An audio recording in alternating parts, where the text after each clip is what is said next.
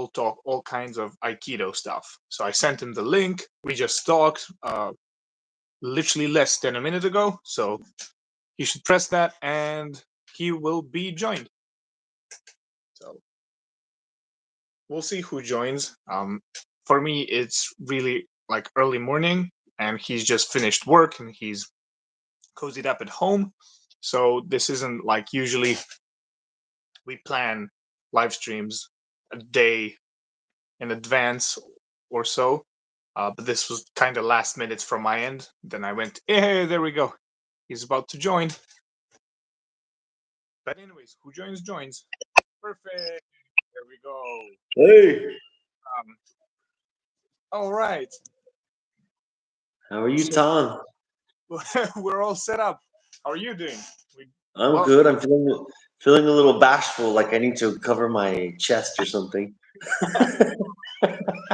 Actually, against my channel, it's all fine. We're all like free spirited. Nobody cares. So, however you, totally good. I know. I've seen you guys. You guys practice shirtless. Yeah. You know, you guys are like Eastern Bloc savage guys. Armando definitely fits that description. So. That's Tom, the Croatian champ. So, anyways, I think we have one person. So whoever joins, that's awesome. So that is awesome. If they join, if you're there, say hello in the chat. You know, so if you have any information you want us to talk about, you know, you put that there in the chat. You know, we're here to answer your text. All right. So we were talking a lot about just before we decided to do this stream now, and from your perspective later on in the evening, from mine early in the morning. But hey, it is what it is. Yes, that's right. It's very late here now. Yeah, and it's early here, so we kind of. I'm supposed to be dreaming. I'm supposed to be dreaming right now. Well, we'll be talking a lot about martial arts, and then you'll probably be dreaming about Aikido, about all this stuff. So that's never a bad thing. So. Yes, and speaking of dreaming and martial arts, do you know that there's this historical martial art out of Japan? It's called Shinto Musoru Jo. Okay. Shinto Musoru Jo. It means the Jo, like the staff. It means the Jo of God's dream. Oh, that's nice. I just found that out. I just found that out. I read this great blog. It's called the Kano Chronicles, like Chiguro Kano. It's a beast of a blog. This guy, he does because he can translate. He translates Japanese language and Chinese language, and he's a judo player. Wow. And so he gets into all the old stuff. Right. You know, the blog is freaking mind blowing. So if you I got me, so I'm definitely gonna check it out. If you can send it, that'd be awesome. Nice. Yeah, will do. Yeah. There's cool like historical stuff about the whole evolution of judo, aikido, like jujitsu, all this stuff. It's so rich. I feel like I don't know. I'm not the best at the history of it, but I feel like people sometimes don't appreciate how intertwined it all is. Like we pretend that these are separate martial arts for like centuries, while most of them are not that old from this perspective, and they're all intertwined and they come from like the same root. So it's exactly exactly. And that's been a real passion of mine is learning about the roots. And like lately I've been going balls deep on historical jujutsu ryuha. there you go. Japan. Yeah, I mean, for example, like most people know Kito-ryu and uh, Denjin Shinryu, which were the two primary ones that became judo. However, there are several, and a lot of the material is still preserved, and you can find it on YouTube. Perfect. Um, they do these demonstrations. So I've been going balls deep into the classic Ryuha, and then but yeah, so there's that, which that's all stuff from like say like 1800 late 1700s, 1800s, 1868 Meiji restoration period. Mhm. Um, and that was such a critical period that between that the restoration and say about like 1900, those were like really critical times that end up shaping everything that we see today. You So know, that the influential, super influential period, right? yes, yes, absolutely. And even Aikido was being shaped in those periods, but it had not been formulated as a thought yet. It was still very far away from that, you Right, know. right. And like I have this book here uh, Oh, by George Vago Sensei, Jiu-Jitsu and Judo in America, the founding of.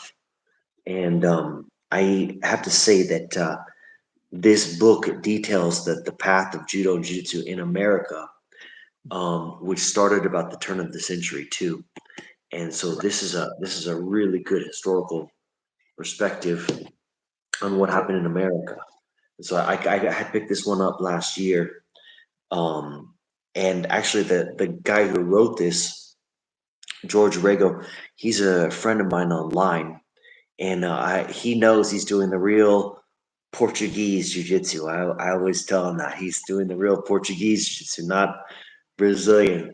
All right. Um, yes, but he's one of my favorites in a couple different ways, like in the American uh, what they used to call Japanese American Jiu-Jitsu, like Yeah. especially going back to the generation from when I was a kid, like the 1990s stuff like that and 80s, you know.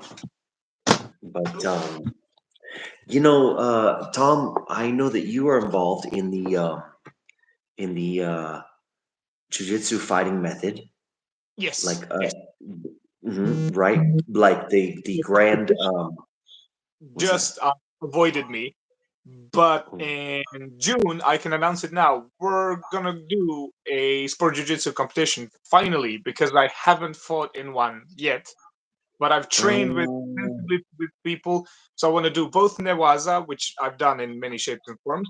But I want to try fighting because we yeah, spar a lot in fighting, and I think it's a cool, cute, little interesting like rule set. It has its flaws. Like I wanted to make like a proper video on it, like pros and cons. yeah, But yeah, but it's very much a very underrated, not much known like rule set. I don't see people talk about it much, but it's like an official like International Jiu-Jitsu Federation rule set, and like yeah, bunch of people I know here from these like spaces who became MMA fighters started with that. You know, like yeah. when people have like a background in taekwondo or karate when they're young, and then later on they go to combat sports. Well, here a lot of people started with the fighting system, and it's Jujutsu fighting system.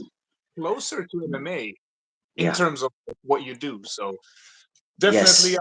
I'm only doing one. So in And June, I think you did highlight some aspect of Jujutsu fighting system on your channel. mhm, Kind of a sporty video of the competition and stuff like that.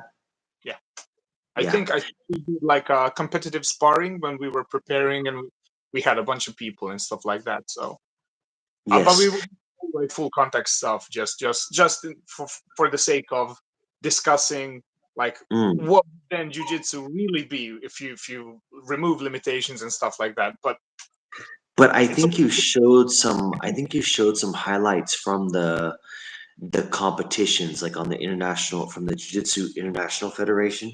from a European Championship, I think. European So Championship. Okay, yes, because the Jiu-Jitsu International Federation has many subsidiary leagues, yes, like they have the Deutsche Jiu-Jitsu Verband, the German Jiu-Jitsu League, um, and stuff like that. Like I'm more familiar on that side of Europe, and like some of my ancestors had come from those regions, and so I kind of like know a little bit about what's going on over there. Not so much familiar with the like with Slav the and Balkans where Serb. we're from. Yeah, I don't know too much about Slav and Serb and that type of It's a bunch folks, of but crazy stuff. So that's all crazy, badass motherfuckers. That's all. the history on the Balkans is super rich and it's super interesting. Unfortunately, a lot of wars through history, but I guess that Mm, does have an influence in shapes like what people that do. hasn't changed. That hasn't changed. I mean, just kind of nearby, you know, Donbass and all these guys over there on the border of Ukraine and Just Russia. crazy stuff. So less war, more martial arts. Let's do that. Exactly. We can practice it, and Right.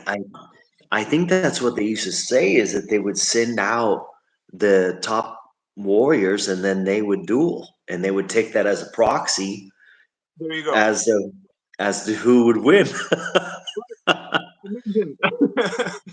Like it's like all those jokes when they have let's just have this president and this president just fight in the ring and decide the like Yeah, it is yeah. like It's thought, but that'd be so much better.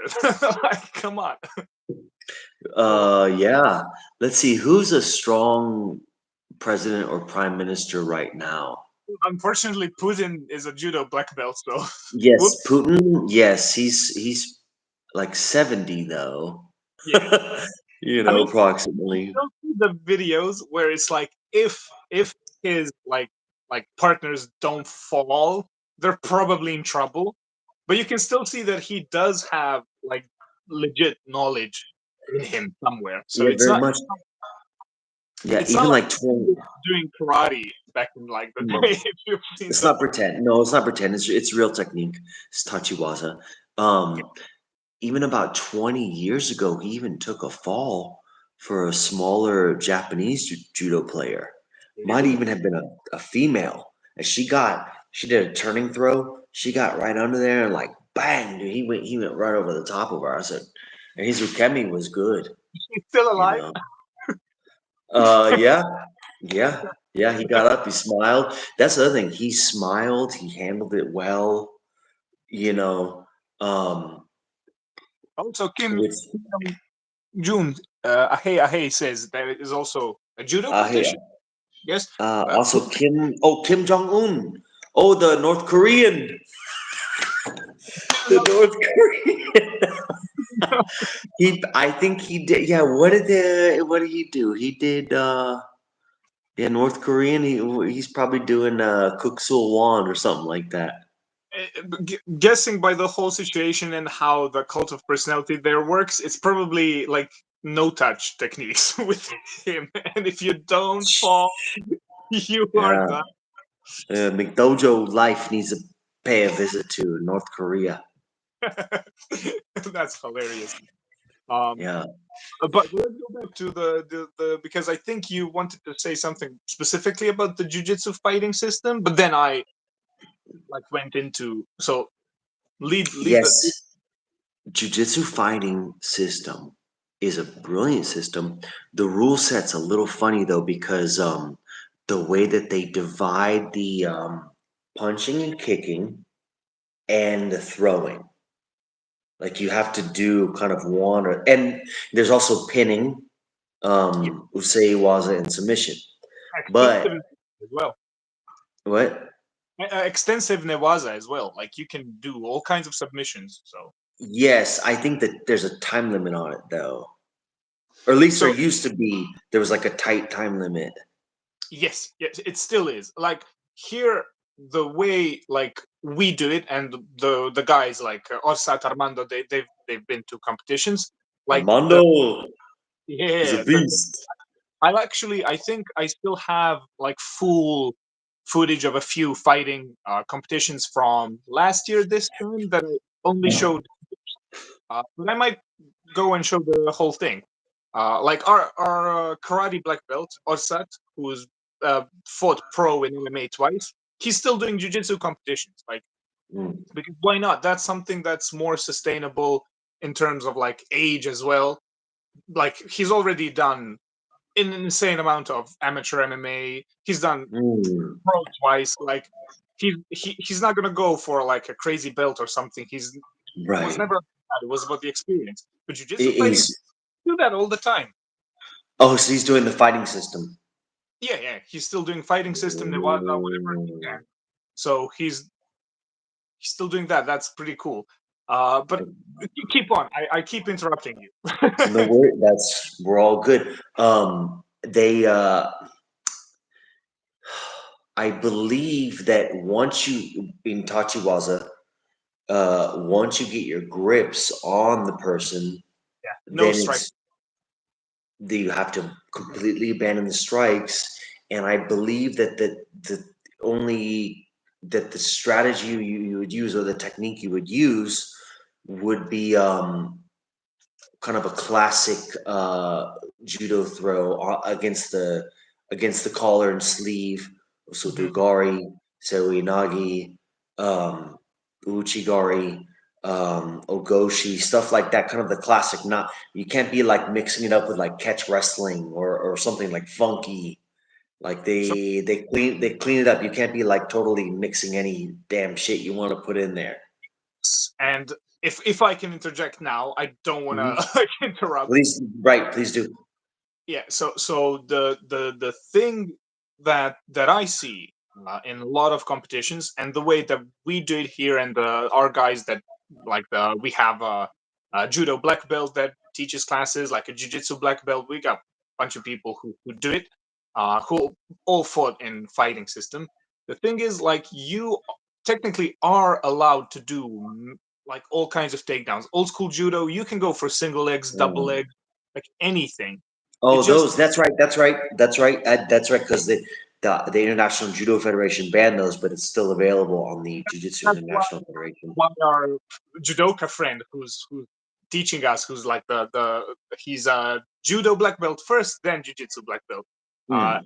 Why he's here in jiu-jitsu, because he loves freedom of like what judo used to be. And he back in the a long time ago when we first met Tw- with him, he said like Yeah. this is what I love, because this is what I used to do in judo. This is Yeah. freedom. You can catch the legs, you can go for this and that. Why not? So definitely that's allowed, but then there's a limitation on, like you said, it's you can't just do anything. A bunch of stuff Like from catch, arm, you can't be like attacking the wrist and elbow for throwing techniques. Sankyo, anything. Like none of that is Yeah, allowed. it's not gonna be Sadly, allowed. that's why I want to do both Newaza and Jiu-Jitsu fighting system. Fighting system Exactly, just because in Newaza you actually can because it starts standing, obviously, but you actually can attack the wrist and elbow for some sort of like standing throw. yes. Hijinagi, sometimes called sumiotoshi, arm pin, ikkyo, stuff like that, sankyo, all these techniques would apply, and they're all Absolutely. viable. They're all viable if you And yes. oh yeah, I was just gonna say, in fighting, any throw that proceeds with a lock, you can't do. So if you lock somebody, you have to finish it up. So they like our like sensei, I guess. He said that technically by the rules you're allowed to do the koregaeshi, but you can't have the person fall, which is Oh, productive to koregaeshi, because uh, most people will throw themselves, especially if they know. Like people yeah, usually don't know how to respond to a koregaeshi. They go, "Ooh, tap, tap, tap, tap." But that's a very small amount of people. Most people yeah, will feel their energy. Oh shit, I'm going down. They will roll, and then yeah. technically that would be a like a fall, like a foul on my Oh, part. right. So it's better kind of to stick with the like the big techniques, That so Ujigari, Ogoshi. is allowed, but you have to be careful how you do it. Even strikes, like do you know about like what can you do with the hands? Like no strike that goes directly to the face is allowed. Like you can do Oh. anything if it goes here and here. So like uraken, like Uh-huh. haito, shuto, all those are totally fine, but they have to land here. And also it has to be So like performed. this part is you can't hit this and That's this. not allowed. Yes. And So what about this? Like what if you hit this? The you can, ears. absolutely. All of this is Uh, totally fine. Just the front uh, of the face is not allowed. You can hit the body how many times, however you want. But the problem is, like, you'll probably only land one or two punches to the body because you're gonna grip. Once you mm. grip, that's it. It's grappling. It's part two. We go to the second part, and then no striking. And that's also so. I think the rule set has the biggest strength and the biggest weakness I see is the biggest weakness, I'd say, is with all those specific things, like you can't hit here, you can't do like specific locks, this and that. It's easy uh, for the fight to get muddled, and then the referees can basically choose what they want to score on based on how they feel. Like a bunch of our champions from our gym have stories about going abroad and not being the underdog, fighting somebody's favorite.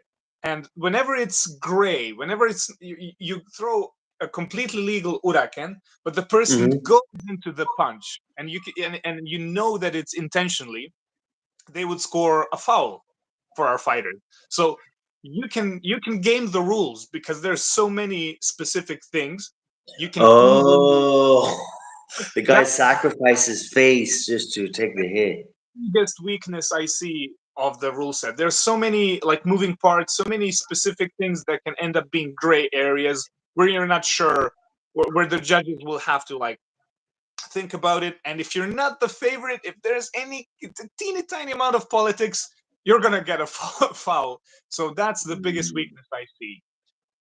But the biggest Mm. I see is when you grip, when you grapple, striking is out of bounds. If you do any kind of throw, if you end up on the floor, you have to engage. If you try and disengage, you go back up. There's no resting. You can't. You can rest more in MMA than in the fighting system. Because Mm. anytime, like in sparring, when we would do like imitate matches, somebody would be like the referee and do it all by the book. You go down, you escape, you try to like remove yourself, go back up. No, you Mm. can't. No waiting on the floor. No, like, okay, let me put you in my guard and this and that. No. If you disengage, you go back up and do it again and again and again. And it's super tiring and it's super good for conditioning, for like cardio and for like battle readiness. So definitely it has its own like really cool and really like things for sure. But it's an interesting rule set. But yeah. Yes, and if I could speak to something you mentioned there, that has to do with the strategy, and the difference of the strategy and the Newaza that Mhm. kind of became popular in Brazil, and then the Newaza that's being used here in the JJIF, Mhm. and also International Judo Federation as well, because though the International Judo Federation and the Jiu-Jitsu fighting system that you're doing are actually in alignment on that approach to Newaza. And because you mentioned that there's some systems of Newaza, especially the ones coming out of Brazil, where the person could have like 6 minutes to do Mhm. whatever they want down there and like catch a breather and reassess. They can even go into like um, a TCW, fake we got what? people. I'm just saying Oh, hi. We got people in the chat. So oh, TCW, what's up, yo yo? What up, TCW? Um, yeah, so the strategy there is actually a really big deal.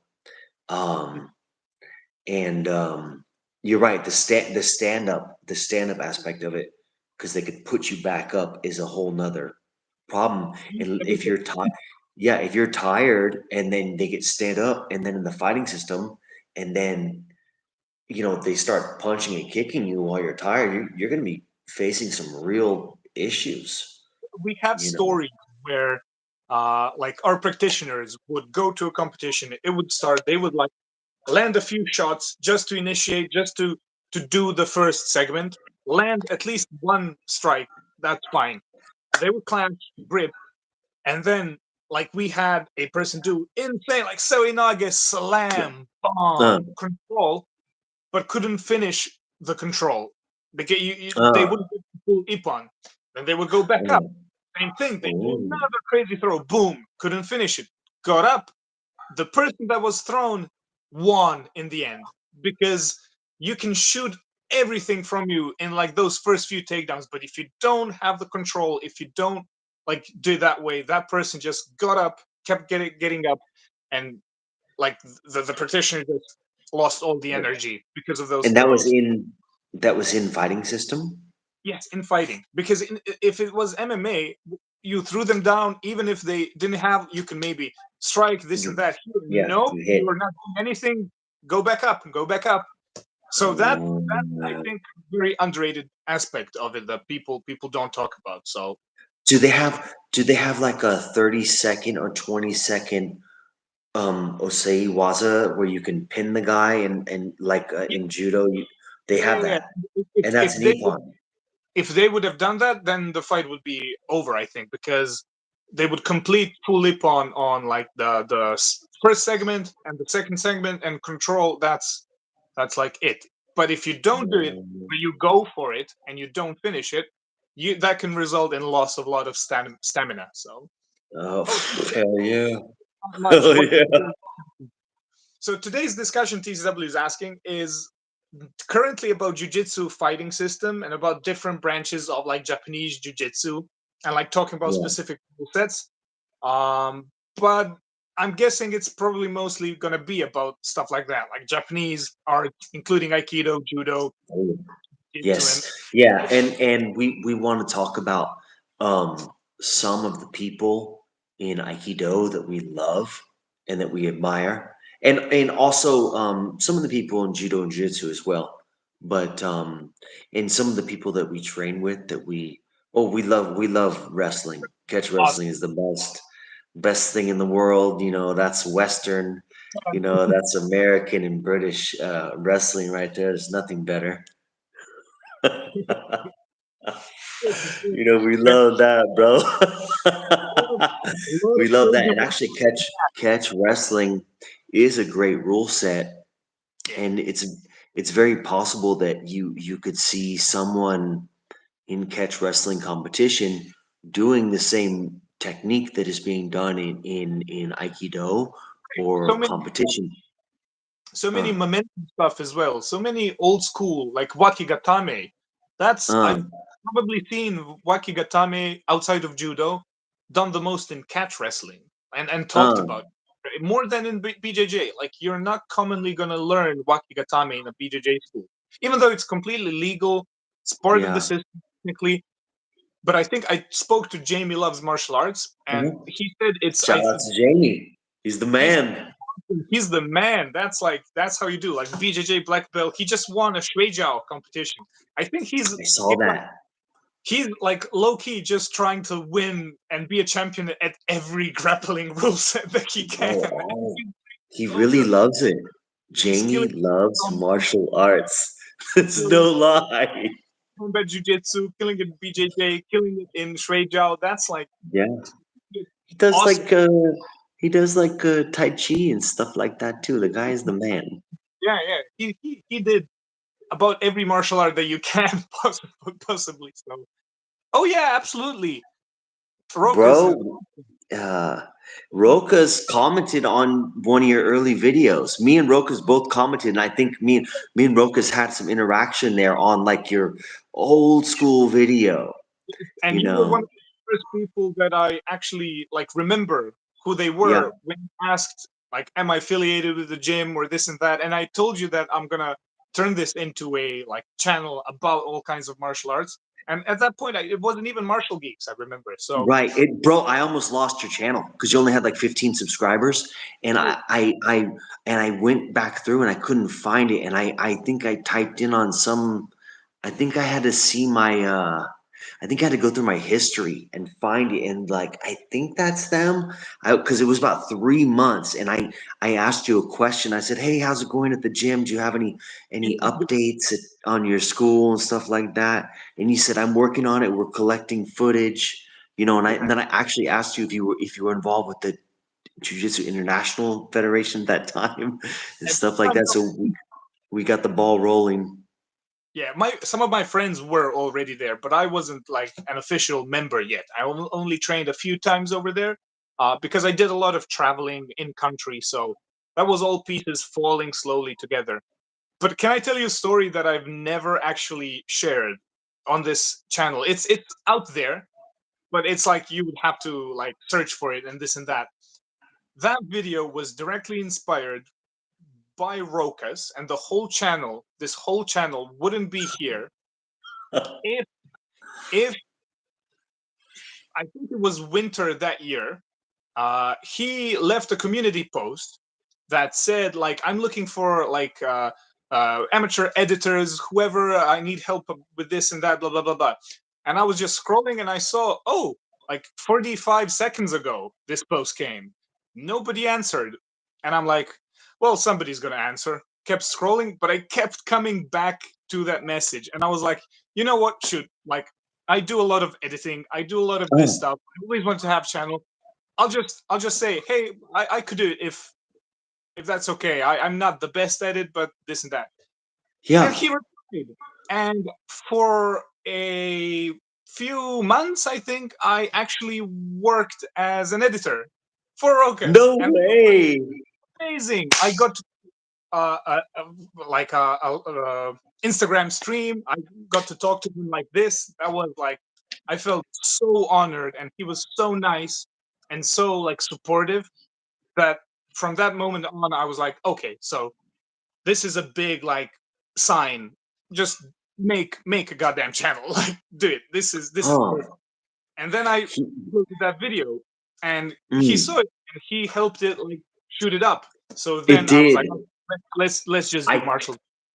I think So that's why I ended up seeing it because he had left a comment there, and I think yeah, that helped us shoot it up, and bro. so Rokas is that's he's a so nice. ve- he's a very cool guy. He's a very cool guy, and you know what? Bro, he put it out. He's very brave. He's So constantly trying stuff.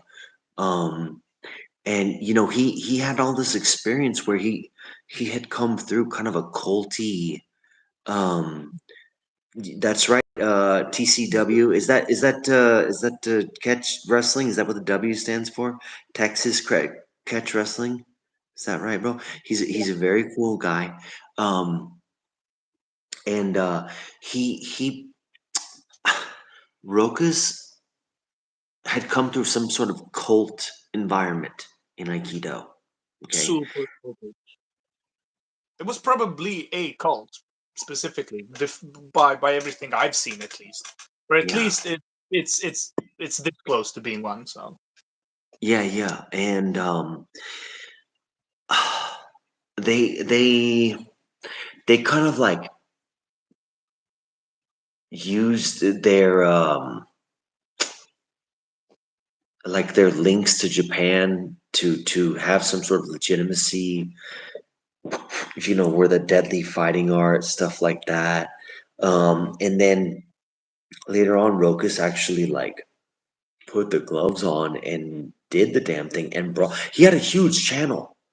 right, People, everyone everything. already knew who. Everyone already knew his channel. He didn't have to do that. And You his know. channel, his dojo, his livelihood, like everything was on the line. It's not like, okay, just a channel. It's like everything. Like the channel was Yes. just extension of his very famous practice as well. Like he was super famous as And he sensei. had like a and he had like 100 students too, which in a dojo, if not more, in a dojo, when you have like 100, that's kind of like means that you can make a great living, stuff like that. That's kind of like the barometer. I mean, Right. guys can make a living with like 40, 50, 60 students, but when you're 100. in that when you're in that 100 mark, um, that kind of like sets you up to be like the real professional teacher in the neighborhood. And he had that. But he's an ambitious, passionate guy, and he's a goal setter and Yeah, goal doer because yeah, like he did it so young as well. Like he was so like steadfast to a thing, and he believes in it. He believes in the thing that he's doing, and he's going to do it 100% no matter what. And yes. that's such a quality. And you know what used to be the coolest thing when he was still called Aikido Shule, and I Uh-huh. subscribed as an Aikido channel Me before too. any of that stuff. There you go. And he throughout his like skeptical work, when he would like be skeptical about Aikido on the channel and this, and he was always so respectful, so nice. Like he never, it felt like he never gone through the phase, like when you sort of get like a rude awakening on something. People They're tend to go going, like and be immediate, and then like 5 years later, oh man, I was in that cringe-worthy phase where I just hated everything. This like he certainly went through a similar thing, but he was never like disrespectful in that. He was always nice, even when he was there with Tadas when they did the first MMA sparring. He was just like so nice and so like didn't feel like there was ego at all, and yeah. that was mind blowing. Even Tadas was like, "Why do you want to do this again? Like, are you Oh, sure?" And no, he did it. So yes, and you know what? Okay, so all that is really positive. I have to say though that that video, there was other videos too, not by him, but by people getting beat up. That video was really bad for Aikido like business practices here in America. I, Um, I can count I can the amount of people that were like interested versus not interested, there was a dramatic drop off. right, Um, and yes. Yeah. it has to hurt in the sense of people who've gone through a different Aikido experience than him. Probably all Tomiki Aikido guys will not be affected by it. Most like Aikido Eh, people really understand what it's all about. They understand the history, the nature, and what's the competitive side, what's not the competitive side. Personally, they won't be affected, but yeah, Aikido on a whole definitely suffered for a bit because those videos were huge. Like it had to have an effect, which yeah. probably If next, yeah, if if that video could be done again, I wouldn't say for Rokas not to do it. I would say to do it, but I would say to bring um an active competitor from Tomiki Aikido there too, and then that guy could fight both guys. Now, I'm not saying necessarily that the competitive guy would win or like trounce him or destroy him, but you would see a dramatic difference. You would say like, oh, at least he could do something. Like he would be able to do defend something. downs for sure. Like Yeah, especially if you take a higher level Tomiki guy, like he would do at least okay. It would be like amateur exactly. MMA compared to pro MMA. Like when you compare those skills, it's like the pro guys you can see they're so much better, but you Yeah, see that the amateur person is not knowing what to do. It's just that he he's can not. fight too. Exactly.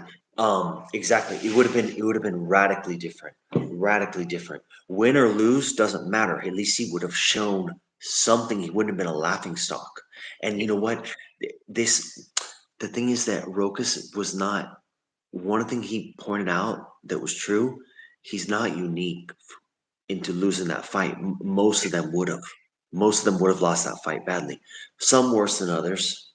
Yeah, Um, Then there was another famous video of some sloppy dude. No offense, guy, but he was sloppy. He I had know which one. you know the one. Is it You know the is it the you know muscular the guy? one, bro. Right, You know yeah, the one. yeah, Aikido is better than BJJ. Oh, and then it's like, poof. That's unfortunate as Yes, well. you know the one. That guy, and there's a very common problem with Aikido, and that's that these guys they don't have any understanding of how to keep their base and and like maintain their position and their space, and they get overwhelmed and bullied out of their space. He was like try to do what's known as an ura or a tainohenko, some sort of like back turn, but there Oh was yeah. right, but there was no reason to do that. What he needed to do was go Irimi, Amote, Shomenate, and start putting forward pressure on the guy. Now he still would have got his ass kicked, but at least because the other guy was a specimen, more or less, big. He was strong. You could tell he could that motherfucker could kick ass. But that was fucked up. Why did they put him against that guy? Right, like that's an overkill. Yeah, what was that? Were you gonna fight the final boss on your first day? What the Right. fuck is that?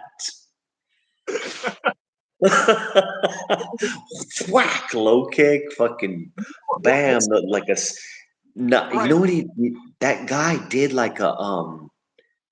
uh like a self-defense slap, not meaning like official, Just like yeah, when they teach like the Gracie Jiu-Jitsu self-defense, one of the things they teach it against is a slap.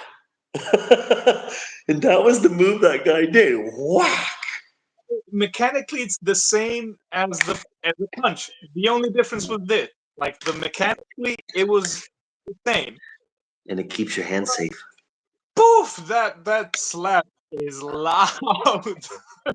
Yeah. Yeah, man. And these critiques in Aikido, and I didn't want to get overly critical because as Tommy knows, I sent Tommy a private video. And I was throwing flames on that video. And I didn't want to get overly critical here on this. Um, I kind of wanted to, but the thing is that those, you want to talk about it? You want to get into the thing that I told you about? Thing. Sure, if you wanna premiere it here, you can. But if you want, if you still want to like plan a proper video on your own, then however You know, I mean.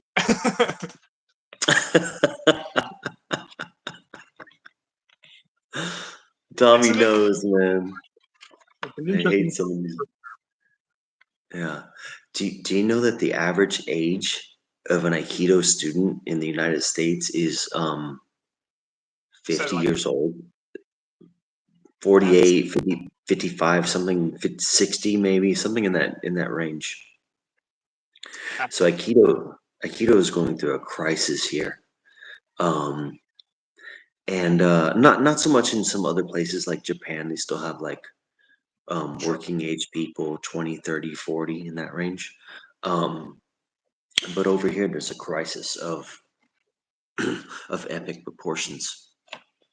And one of the ways that we found this out is actually through the work of Josh Gold Mhm. with the Aikido Journal, and he created this thing called the Budo Accelerator, There we go. um, which is a wonderful program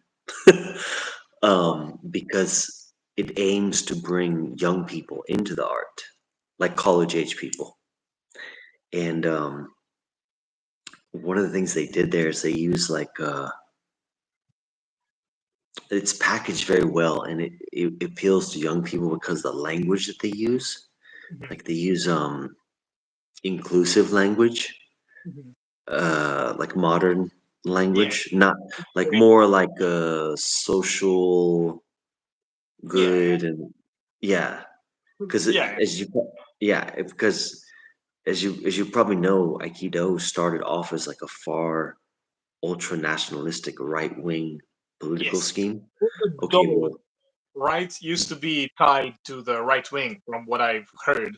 Like oh, the if you had Do, that was like you immediately get like a wink wink from the right side of the politics. So if you want yeah, to put the word Do in it, and you'll be okay. yeah.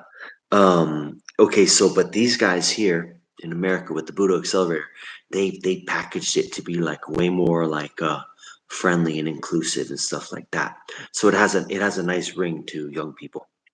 Yeah. Okay.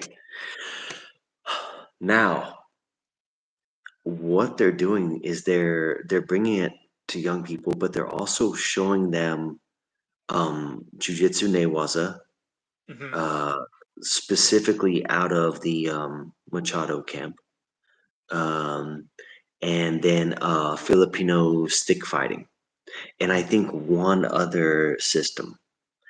And the problem is that the the problem that I see with it is that they're showing jiu-jitsu and stick fighting to be the martial arts. And then what they say is that Aikido is not a martial art. They're showing it as something else. I don't even know what it is that they're saying it is, but they're A few, not saying it's what? but I think I might have a few thoughts on it. But you keep going. Tell the story, then I'll Uh, interject when I can. So yeah, please do. And anytime. Um, they're saying it's not a martial art; it's something else.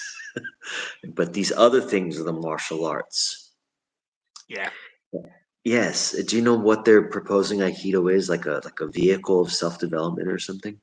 So I don't know what they're doing specifically, but I feel like what I've heard, and I talked to like the Aikido black belt from our school, that a lot of like Aikido, the way it's practiced outside of like let's not include Tomiki or even like Tenshin or any of those who are more combative, Uh huh. that generally Aikido, the way it's practiced, the way it's taught when you don't have sparring in the traditional way, that like he makes the separation of, if you're doing this and never reach and never want to reach the fighting stuff, it's just a an exercise of that philosophy through combative movements, through Through the the story. practice. Right, like you're doing practices in terms of like you're blending with the opponent, you're doing all this that's inspired by real life attacks and techniques, but it's not done as a combative thing. As soon as you would do, then it's like closer to aikijitsu, then it's like fighting. And I'm Mm. guessing that what they're trying to do, probably, maybe I could be totally wrong, is to show, okay, so a lot of people see the problem with Aikido of it not being like with sparring and being able to survive combative pressures, but they probably want to show that even the non-combative Aikido has its place as sort of a, like you said, vehicle of self-development that's inspired by combative movements. Because from what I understand, Yoeshiba, he was in like fought in wars and this and that. He's seen violence, and towards the end of his life, he went more into that direction. Earlier, he was more in the combative side, and that's I'm guessing that's where the split happened with Tomiki, and then with the more philosophical, just like well-natured thing. And my biggest problem with that is like, if you're gonna do that, then we can't ignore the fact that there is a combative side to Aikido. There is the real fighting art in there. But if you're not doing the Real, fighting art, real you have real to self defense martial art, non fighting art. A little bit different not there. just And we can tune into that if you want, but I just want to drop that in real quick. true, like actual like self-defense art versus like a practice. but that also means that if you do the meditational philosophical practice where you're embodying the philosophy of Aikido through movements, you have to be honest that that's what you're doing, that you're not actually doing the combative things, because that's will be ever so at least slightly different. And that's the biggest problem I see. But I think that most people that do the non-practical, the philosophical side, don't know that that's not a combative thing. Because if they did, then we wouldn't see this many people fail in like Yeah. sparring and fighting. Well, yeah, the thing is that you're right. They've started to come around though. That's more like pre-Rokas. Rokas Right. actually Rokas actually changed the whole freaking business model. These guys, they had to change their business model. And so, you know, um, although I have to wonder if some people were already doing that anyway. Because for example, if you look at Josh Gold, the Mhm. Ikazushi Dojo, his teacher, Matsuoka Sensei, they actually made the switch to be affiliated with Abe Siseki Mhm.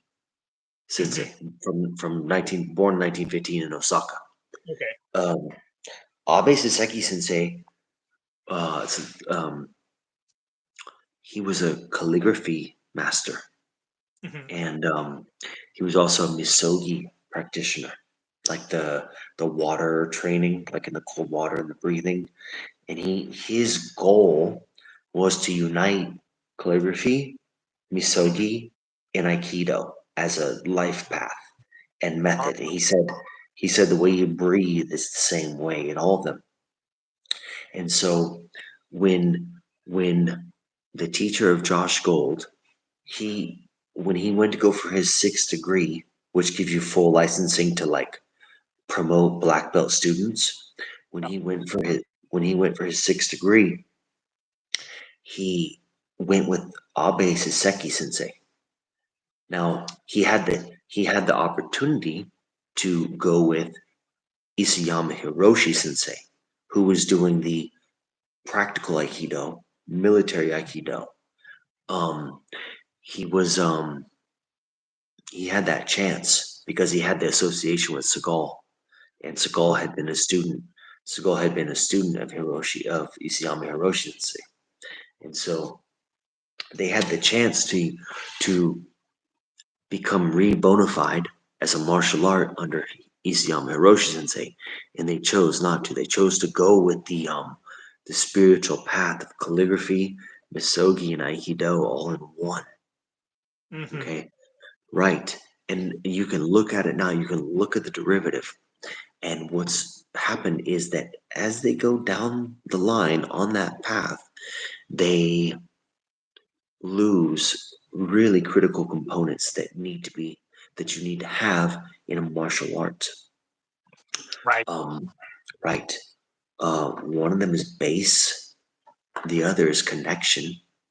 Now, Mhm. there's connection is a huge topic. Actually, it's freaking huge. And I'm gonna really touch in on that, but I'm gonna continue on my list real quick.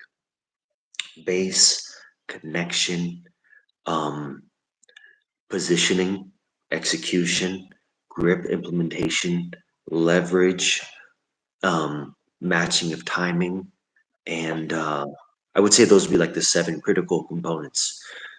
If you look at connection, it's a huge concept in Aikido. One that they have really fucked up. They don't understand. They do not understand it. Um, actually, they do understand connection because they have a connection to losing. You Oh know, yeah. they have a connection to getting their ass kicked. Okay, um, and I'm gonna clue you on how I develop connection with my students. But before I do that, I'm gonna tell you about the fallacy of the connection that they're using in mainstream Aikido. And Mhm. let me know what your friend thinks about this too. By the way, I hope he's tuning in my respect to him. In Aikido, the kind of like the mainstream Aikido as it's done nowadays, they teach connection as a form of ukemi, so that the uke, the person receiving the technique, has to receive it in a very stylized way, and he gets to comport his body while keeping, say, connection against either a grab, like he had grabbed, or maybe he had tried to strike of some sort. So when he does that, he's kind of instructed to keep connection as the guy that's being thrown. Okay, and then not only that, which is probably good for your health and like your, I think it provides some sort of like internal flexibility, like dynamic stretching, stuff like that. It's probably good for your nervous system. Um, however, there's a major flaw, a huge flaw, and that is this: the person performing the technique in this misbegotten fallacy of Aikido that they're trying, the person performing technique is oftentimes instructed to do something known as connect to the center of Yeah. the uke. You may have heard that. You can even look it up online. Connect to the center of the uke. That is a key phrase there. That is the biggest fallacy you've ever heard in your life. Um, it doesn't exist. Okay, it doesn't exist. It doesn't exist. You can do it and you can experience what that feels like. But the only reason why that's the case is because the uke wants you to do that. So what they do, and I'm gonna stand up here. Okay, so you're Tommy and you're the guy performing the technique. I'll be the one that receives it. All right. Okay. So let's say we'll start off with like a wrist grab, something like that. So I grab you and you make some sort of motion with your arm. Okay, great. So right there, here's what I say. I said, "Oh, you didn't connect to my center." And Yeah. I get to complain against you. "Oh, you didn't connect to my center." and Right. then I say, "Try again. Try to connect to my center. So you need to get to my hara. Put it there." Then oh, I'm feeling that in my center. Okay, right. So it gets you like a really stylized way, and right, and then the guy will then that's when he does his technique. Right. However, right, however, this is such a misbegotten notion. That's not a great way to create kuzushi. You know, the No. breaking of balance. No, it's not. Because all the guy all he has to do is let go. Right. It's so easy. All he has to do is let go. Then you have no more connection. Right. Okay? Crazy. Right. Right. Okay. So you really don't want to do that. That's not how you break balance. Okay? Um, there is ways to develop connection, and the concept of connection that I use in Aikido is radically different. Okay? Connection in a positive sense, in a martial arts sense, means that I can keep contact with you, say for example primarily with my hand blade. That's the way I use it the most. Hand blade forearm. I might even use the inside of my forearm here. Is I use this connection to continue a chain of attack. Okay, Hmm. so I can go from one technique to another. Okay, and I can get inside. I can create openings from your defense. Like you have a guard, I can create openings from your defense. I can move you along the way while I'm looking to do all the major techniques of Aikido. And so the way that I develop this connection is through a practice known as Kokyo Ho. Kokyo Oh, Ho. Okay, you may have heard of that Kokyo Ho. Okay, I so did. right, so I actually there's two things I used to develop it primarily. One is Kokyo Ho, that's the big one, and that's the one that's very classic. That's a very classic method to develop it. And the other is what I call wrist grip warm up, and then the third is a method I call taking grips. So I teach the guy, right? So I teach, like, say we're both standing here. I teach, and I'm teaching you the drill. I teach you to attack my guard, like I'm in a fighting stance. Right, exactly. Right. So I teach you how to do that and how to flow with that. And so you get to use this like against my guard the whole time. And I found that those three practices are a really good way to feel and experience connection while you're working on your grips. And there's probably more, but those are the three main ones that I found at this time that I'm really excited about, and I'm having a lot of fun with practicing with my students these days. So Super cool. yeah, so there's a world of difference that these people that are in Budo Accelerator, they could be teaching a martial art of Aikido, but they don't know how to do it. And Right. I don't mean right. So they're saying these other things are martial arts, but Aikido is not a martial art. I find that very funny because they're Aikido teachers, but they don't know how to do it as a martial art. Yeah, and that's the thing. So our Aikido black belt here, Mhm. he's not from a Tomiki branch. He's like the sort of the mainline Aikido thing. But the way that it's been done here and the way that he was taught, even though it's really the Aikido, Uh-huh. uh, they still would develop things for fighting. Like it's Uh, not like, sure, we can talk about the extremes where you have like the flappy happy philosophical like Aikido when there's no combative anything outside of shapes. Then Tomiki, which is like the far end of like the combative thing, like yeah. they would do it like right in the middle because they Uh, would. He taught kids, like he would tell me, to keep kids' attention. A lot of times it would become play fighting, which would be sparring. uh, yes. Then he would later on implement that with like with adults. It was never Uh, like full blown like, okay, combat sport, let's do this, but it was like self defense concepts. and he Receiving had it. he had a mind. He had a mind to try it with like a little bit enhanced methods. So it yielded results that are really good without it being like, hey, let's go put on gloves, let's turn this into like a deadly martial art. It's not. That's not even necessary if you don't want it. Like you said, Uh, there's plenty of things in Aikido that probably can be taught differently that would yield combative results out, because like it's easy if we just do sparring, sure, then everything's gonna like become martial in that sense, but it's not. we're gonna figure it. We're gonna figure it out. Yeah, Yes. but it's not just about putting sparring in there, because what about drilling? What about the concepts? What about learning the ideas? Like you can learn things wrong in sparring as well. You can learn develop bad habits. So there's more to the art if you want it to be combative, like you said, like those three concepts that you said.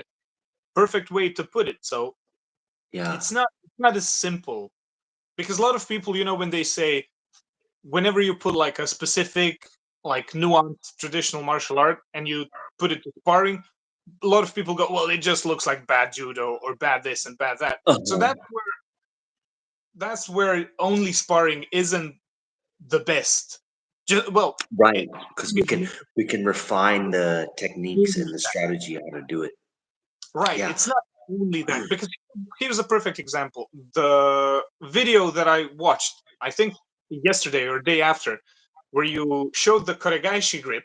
When people defend it, you push into them, then you throw. I've done Yes. a bajillion koregaishi takedowns like on my channel and in many many places. I never got to the point where I could on my own realize that I would get so many different koregaishis, but when they would like keep it here, I just give up. And just from Yeah. one video, I was like, oh my god, there is a whole new thing that I can develop now. And that Exactly. just sparring, just do sparring, bro. It's not simple as that. There you go. Like I did start sparring, and that's how I developed my Aiki things, because I didn't even Yes. learn keto when I started doing that. It was just my own personal like Your flavor, yeah, and I interest. wanted to learn because nobody was doing this, and there has to be something about it. Then I would learn and this and that. but I never came to that on my own from sparring. Yeah. So that's a perfect example that there's more, like you said, there's many more concepts that are necessary to make it function. Yes, there is. There's a lot, and a lot of it actually is very wrestling centric. You Hmm. could be you could be inspired by sumo. You could be inspired by freestyle wrestling, Greco, um, stuff like that. And what you see in those sports is that the two combatants, they're constantly taking each other's space, but they don't want to give up space Right. unless there's some sort of like sacrifice throw, like Sutemi Waza. But regardless, it's two guys taking each other's space, and so what I said is like I said, well, if he's fighting against my Kotogashi, I said, what's gonna happen then if I instead of saying static, if I take his space, and I started experimenting with that, and then I also have some pulling ones too, where I pull him out of his space, and then I also have some circular ones where I circle him around his space, and I've been having good results with all three of those. And then I also combine it with like slaps, chops. I combine it with like Atemi that. is, Yeah, not hard, but something. but it's still part of the thing. Which, if I can interject quickly, of course, when we do grappling and when we film it, it's the most common place where like I'll be able to catch a koregaeshi to put it on the channel. But the thing is, like, I'm not forcing to do an aikido technique. It just, if the moment is right, I'll do it. So I don't always have all the footage because sometimes we just don't film and it happens. Yeah, Probably yeah, the most successful times I've performed like a koregaeshi or sanki or this and that was in MMA gloves, in sparring. After a couple of punches, you connect, you clinch up, maybe throw an uppercut, koregaeshi, bum, works bam, drop perfect him. because it's It's hard to great, bro. feel it because you're being bombarded, and it's always Yeah, from percent. Atemi was always, even in the flabby happy aikido, you see uh, that they perform the motion, they go bam, next right to there, bam, right there. It's there. the. But if we just do like sparring And Atemi and mix it fight, up. so Uh-huh. many wrist lock takedowns come just naturally from it. So, They do. They do. Tommy, wait until you find out about Shihonage. oh, Listen, I've yeah, been I've been I've been really diving into Shihonage recently. Um, man, man. it's a brilliant it's one of the most brilliant techniques you could possibly ever think of. If you look at it from a modern perspective, say like Newaza Jiu-Jitsu, there's a concept known as passing the guard. Okay, like you have to pass the guard, like you pass the legs, right? Like you either if you're passing the guard, you either pin his legs down Go to or the you side. open them up. You move to the side, you push him against his head. But either way, you have Punch like him a up. hip line. Either way, you get across that line, right? Well, Shihonagi serves as a type of guard pass, but from standing. Okay, like you have two combatants. Oh, Okay, and just as a point of like guard, imagine like me and you were sparring, and then I put like a grip. Imagine I put like a grip on your arm, and then maybe your head, right? Okay, so I have a grip on you here, and I have my foot here. Okay, see, I can put a wedge in my foot here. I can put right exactly. So this is just like the guard of Newaza. Okay, because I can move you, I can go underneath you for Morote Seiwenage, stuff like that. It's the same concept. So if you learn Shihonagi, what happens is that you take this hand, right, and you put it over here and you get completely to my backside. Shihonagi takes it to the back. Okay? It's a yes, exactly kind of like that, right? It's a brilliant technique because you completely pass the guy's guard, you're on his backside, and then one of the reasons why it's such a brilliant self-defense technique is that, and Kotegashi is in the same category too, by the way. If you are being thrown, most people will use their hands to break the fall. Okay. This completely negates that. Doesn't exist. He no longer has a chance to break the fall. The first Right. thing that the floor. Exactly. It's a really big deal. It's a super critical idea for actual self-defense when you need to in the fight, like right now. I've And then right. And then not only that, the concept is that when you're doing it, you don't just try to like get it here. What you do to the guy's arm is that when it goes out, all this. You're forcing yes, this well. yeah, you're breaking it all the way through. Ba, ba, ba, ba, ba, ba, ba, ba, ba, ba, ba, ba, ba, ba, ba, ba, ba. Yes. Not only that, while you're doing it, he can be thrown over your back. Oh yeah. Bah! You can spike him on his head. Like the Tenkai Kote Hineris from like Tomiki, which is like Sankhya variants. The same type of throws can be done. Like I've done the Shikonage a lot of times when I'm like in a collar grip, and then I have like I don't know, I'm resting this hand, and we're maybe fighting for clinching. Yeah. Then if you get forward pressure and almost go for like an iriminage or in wrestling, whatever, like the head and arm throw, get in that position. And if my opponent would get their head free for a split moment, I have their arm here. All I have to do is this. Yes. And it's trapped. I would get the Shihonage right here, and then just Oh. just Oh, that's almost like catch wrestling. I've seen a position like that in catch where you get it from there. perfectly. Once you get the grip, just if you don't, you don't even always have to do the Osoto. If you have proper Kuzushi, you can just pressure it. But if you don't, just put the Gari then. It's like boom. It's It's a bad great. news for those guys. It's really And bad news. Aikido guy taught us a few things about like the Shihonage, about the entries, where there's a lot of things where he's shown where you don't even have to have like a super tight like number 4 grip, when it's like once you like The momentum. you know in judo, like when you do a tsurikomi goshi, I think, where you The wraparound. yeah, Mhm. and then you go, which essentially you're almost putting the person in like an ikkyo position. When you go there, completely break their balance. If they try to go back to break their grip, they're inviting this. It's right there. He would show us just from that go for a Shihonage, and it's Oh, that's a good one. That's a that good one right there. I like that. he showed us when we were training.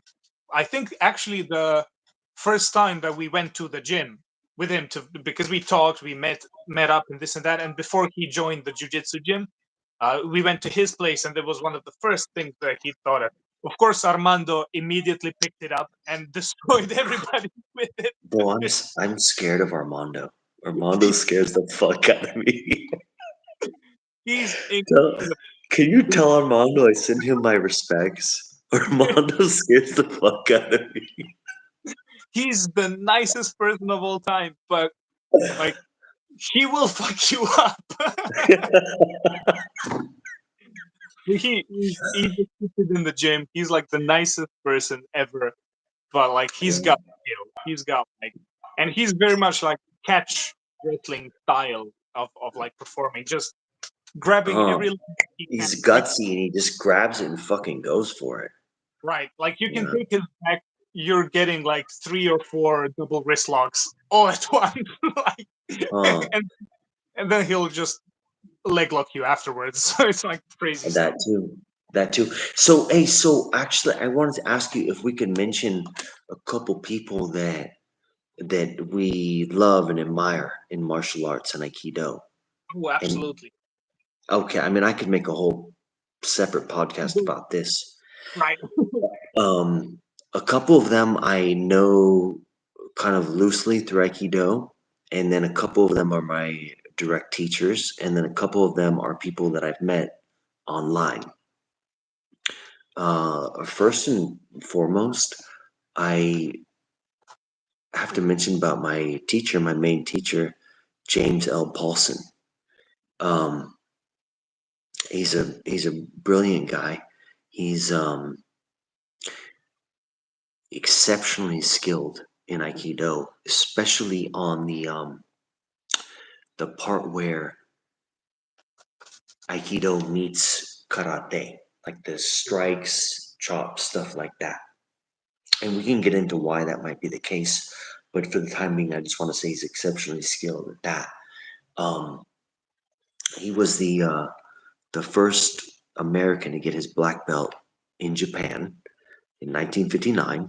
There was a Hawaiian Japanese, second generation Japanese Hawaiian guy that got it first, but they in Japan they count that guy as being Japanese. They don't really say he's American.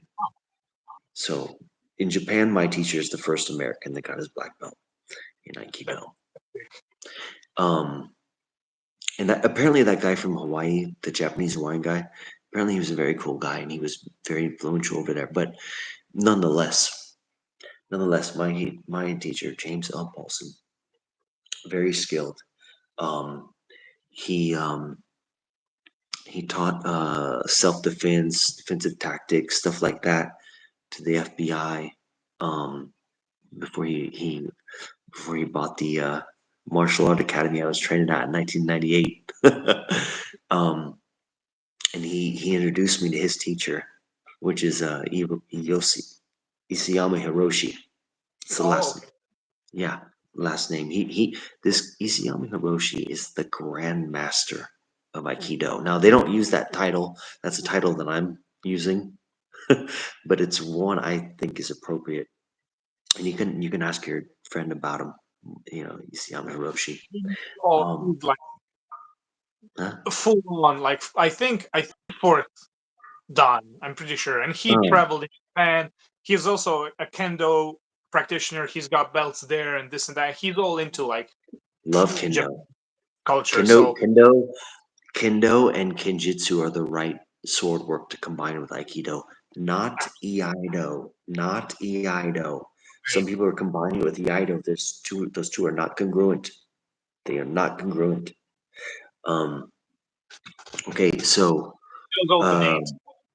Yeah, he right, so Isayama Hiroshi is the type of aikido person that inspires confidence in his students. Like when you're around him, you feel that you're in the presence of a martial art master, a that's real cool. martial art master, not the fake shit. I'm talking about something viable as a Yeah, technique of fighting in martial arts. And he, one of the things he can do is that if you have a background, say in kendo, kenjutsu, karate, or judo, he can work with you and he can give you an aspect of aikido that you will appreciate. Like for that's example, when I met him, I had about 7 years of grappling and Brazilian Jiu-Jitsu under my belt, hmm and he one of the things he taught me was like techniques like against chokes, like thrust choke, stuff like that, and he that really appealed to me with my background already in grappling and jiu-jitsu. And I saw him do the same thing with a guy that was already a kendo teacher, and he showed this guy something in aikido that this guy could appreciate. And so Isayama Hiroshi is actually the most prominent aikido master of the last 40 years. Um, there was other people before him that had trained with the founder, like going back to the 1930s and early 40s. Isayama started in 1947, um, right. or 49, 48 maybe. Um, and so and then he went to the military later on, which is where he taught my teacher. Um, and a lot of people when Isayama was in the military, they were at the Tokyo headquarters of Aikido, the Aikikai, Mhm. and they were making espousing claims saying that they were the real students of the founder. That's not true. They were in Tokyo. The founder had many the founder had many satellite schools that he would visit once a month. You know what I mean? They were not like personal students. Isayama was the neighbor of the founder. His parents ran a hotel and he had to learn self-defense because there was like yakuza guys going through and like ruffians. He needed Yeah. self-defense, so he went there. He learned the real martial art, with like the jujitsu leverages and technique. Like he knows all the daito ryu stuff. Oh. Woo. Yeah, he knows all of that, and he teaches that, but only to his like third, fourth, and fifth dan students. That's not for like the general public. Okay.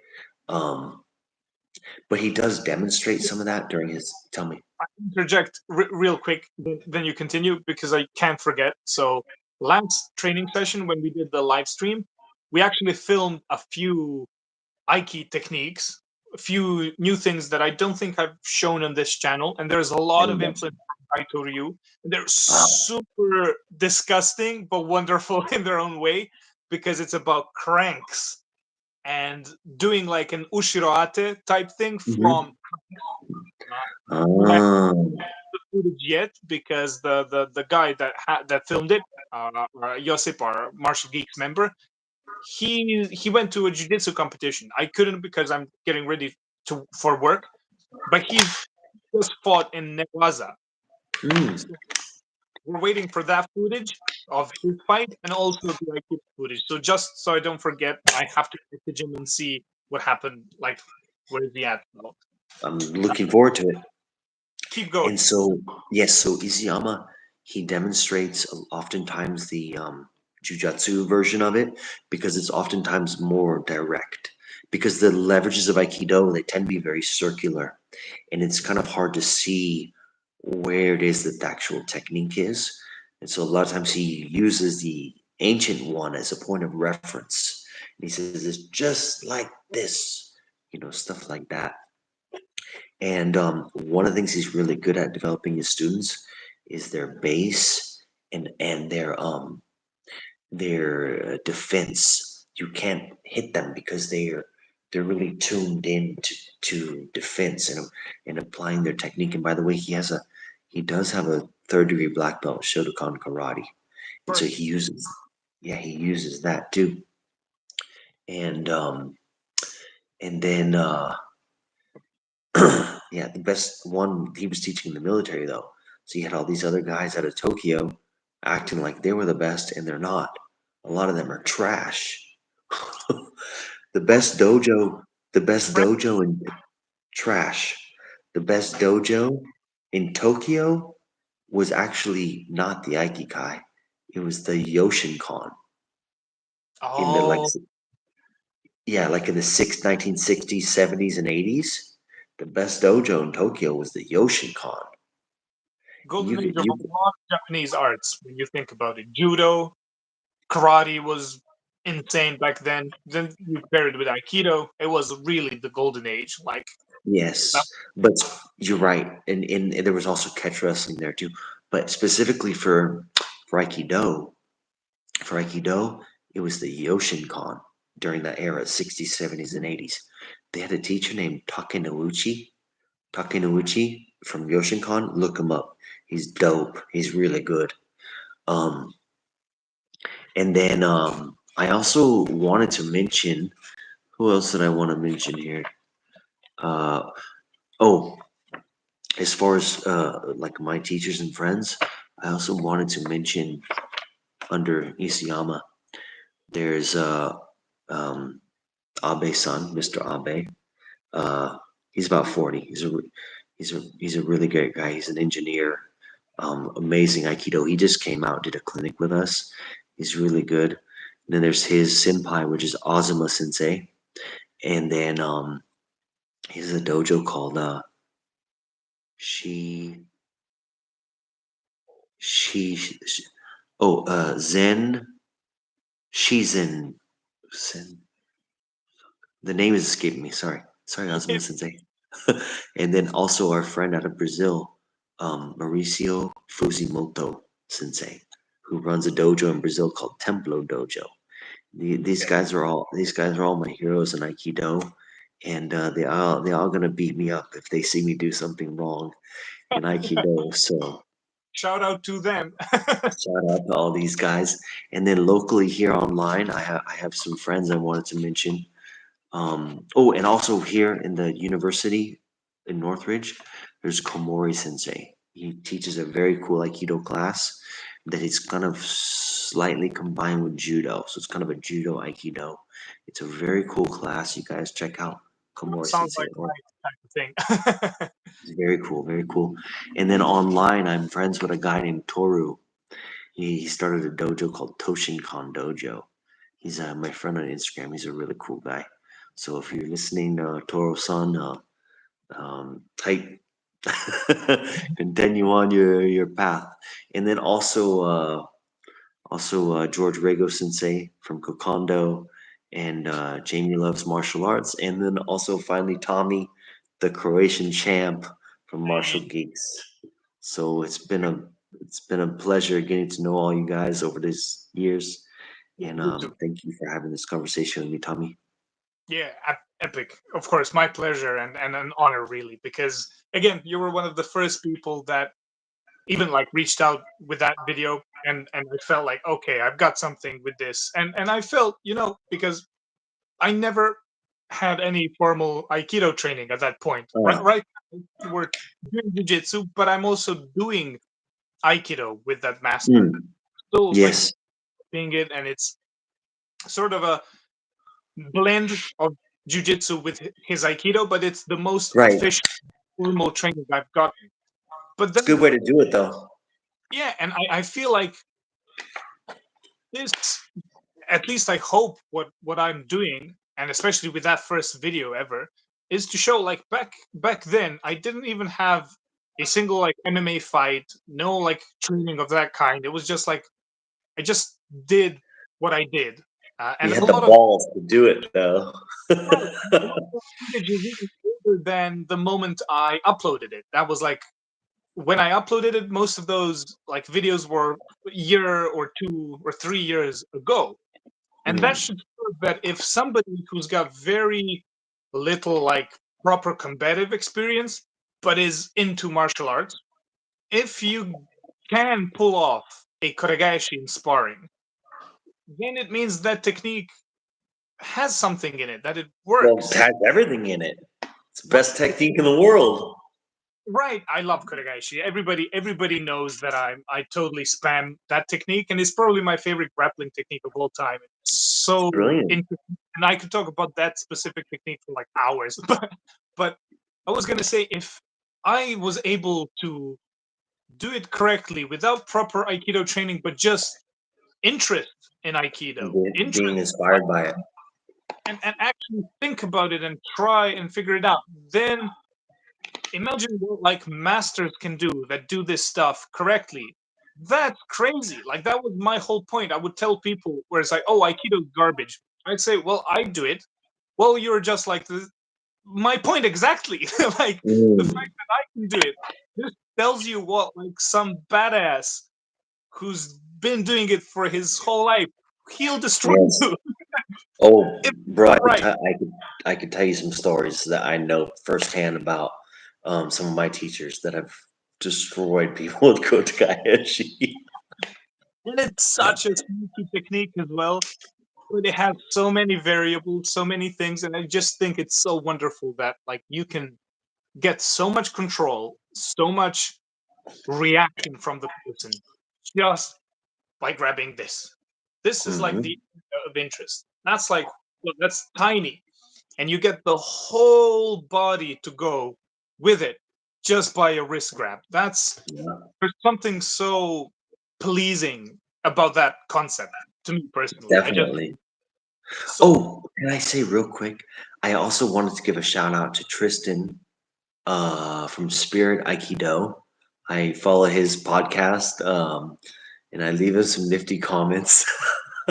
He's a really cool guy, and I know he's on a good mission for What Aikido, and he's what? what's the name of the podcast?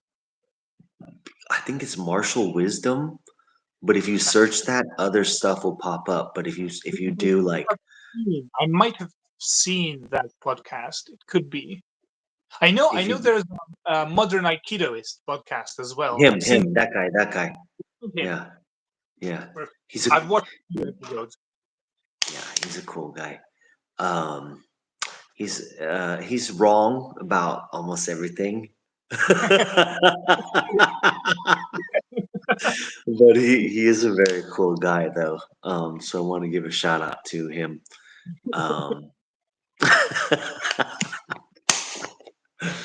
but anyway, bro, it's like 3 hours past my bedtime, bro. I gotta go. Yeah, we've been talking for an hour and a half. Well, Yeah, look, thank you for doing this, especially at the late hour. And yeah, I just only had to wake up, and you had a whole day of work and this and that. So yeah.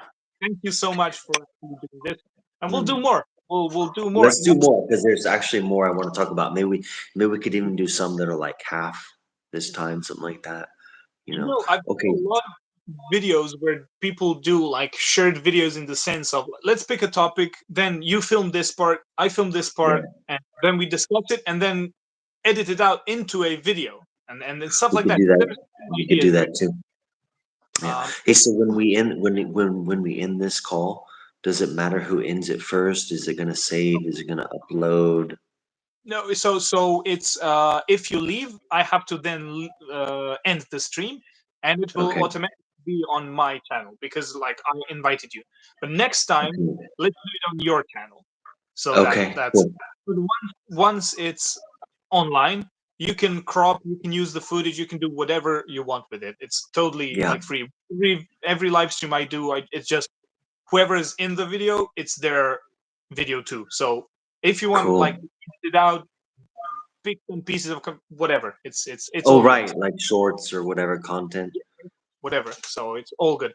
And before we go, also one thing that might be cool. I was thinking, I'm not sure how it would have to be set up properly, but doing multiple people streams would be awesome. So Like imagine with like your other friends. right, like getting you, getting even Jamie, getting like maybe Alan, and then we can pick like topic or a game or do something. Alan is what, practical kung fu? He's Tai Chi, so in Oh, the defense of Tai the Chi guy in but defense. Yeah, he's cool. He's cool. and Yeah. Sergio from Practical Combat was there. So Sergio, he's a fucking badass. awesome, so cool that you like Yeah, agreed to do the stream. That's super fun. So, yeah, but anyways, that's also a possibility. I'd love to try and do that. So we can always experiment with stuff like that. But for now, this yeah. is awesome. So Let's wrap it up. And also, TCW Entertainment, shout out to you, bro, with the catch wrestling questions. We'll have to touch on that more. And so I guess I'm gonna hit X here, bro. And it's been a pleasure. thank you, thank you. Okay. Take care, sir, and we'll do this again for sure. Au revoir. That's French.